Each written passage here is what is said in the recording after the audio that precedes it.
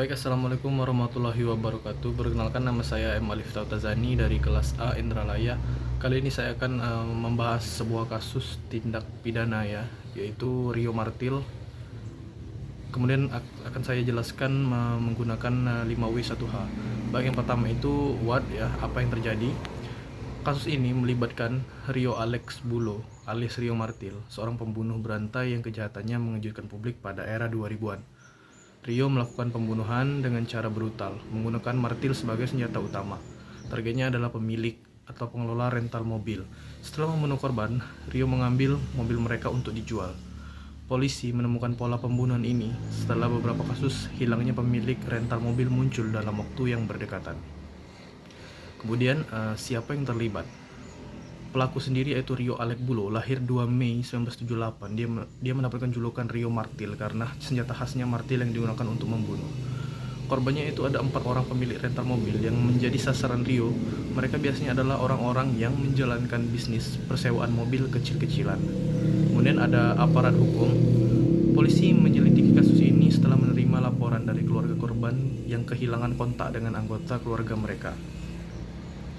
Rio sebenarnya sempat punya kehidupan normal, tapi tekanan ekonomi dan ambisinya untuk mendapatkan uang dengan cara mudah membuat dia memilih jalan kriminal ini. Kemudian selanjutnya itu kapan kejadiannya? Kejahatan ini terjadi di awal 2000-an, periode setelah krisis moneter 1998. Saat itu kejadian jalanan memang sedang tinggi, tapi kebrutalan Rio membuatnya berbeda. Seluruh rangkaian pembunuhan berlangsung dalam rentang waktu beberapa bulan. Fakta bahwa kejadian ini terjadi secara berulang membuat publik semakin khawatir. Kemudian yang keempat itu di mana kejadiannya? Rio melakukan aksinya di beberapa kota di Indonesia. Lokasi spesifik biasanya ada tempat yang cukup sepi, seperti jalan menuju luar kota atau daerah terpencil di sekitar area rental mobil. Hal ini dilakukan supaya dia bisa menyerang korban tanpa banyak saksi. Setelah itu mobil korban dibawa ke wilayah berbeda untuk dijual. Kemudian why, kenapa bisa terjadi? Motif utamanya adalah ekonomi. Rio merasakan tekanan finansial dan memanfaatkan bisnis rental mobil yang waktu itu sedang tumbuh. Dia berpikir korban seperti pemilik rental cenderung mudah didekati karena mereka sering berhadapan dengan pelanggan baru. Rio juga memiliki sifat manipulatif membuatnya mudah mendapatkan kepercayaan korban. Dan yang terakhir itu bagaimana prosesnya? Rio menggunakan modus menyewa mobil dari rental seringkali dengan menyamar atau memberikan identitas palsu. Ketika berada di tempat yang sepi, dia menyerang pemilik menggunakan martil. Setelah korban tewas, Rio mengambil alih mobil tersebut dan menjualnya ke pasar gelap. Polisi akhirnya menangkap Rio setelah menemukan martil dan barang bukti lain yang sesuai dengan kejahatan di TKP. Baik, selanjutnya itu analisis putusan hakim.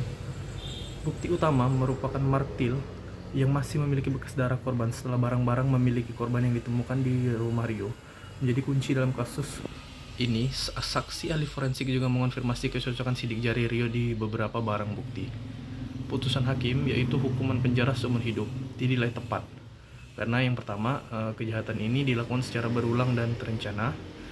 Yang kedua, tidak ada tanda-tanda penyesalan dari Rio selama persidangan. Kemudian yang ketiga, aksi ini menimbulkan trauma besar bagi keluarga korban dan ketakutan di masyarakat. Namun beberapa ahli hukum merasa bahwa hukuman mati mungkin lebih pantas untuk memberikan efek jerah maksimal pada kasus seberat ini. Meski begitu, hukuman seumur hidup tetap dianggap memenuhi rasa keadilan sesuai prinsip hukum di Indonesia. Baik, itu saja yang bisa dapat saya jelaskan mengenai kasus Rio Martil ini. Lebih dan kurang saya mohon maaf. Saya akhiri. Wassalamualaikum warahmatullahi wabarakatuh.